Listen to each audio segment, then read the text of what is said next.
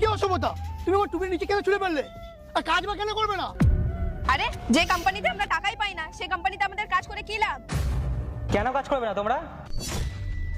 আর office খোলনি কেন এখনো? Sir যেখানে মাইনে পাই না সেখানে কাজ করে কি লাভ? 3 মাস হয়ে গেছে আমরা 1 টাকাও পাইনি স্যার। মাইনে পাও না? মিথ্যা কথা বলার কি আর জায়গা খুঁজে পাও না? তোমাদের মাইনে প্রত্যেক মাসে ক্লিয়ার করে দেওয়া হয়। স্যার আমার উপর মিথ্যা কথা বলছি না স্যার। আমার 3 মাস ধরে টাকা পাইনি, তাই আমি খুব অনেক চিন্তা আছি স্যার।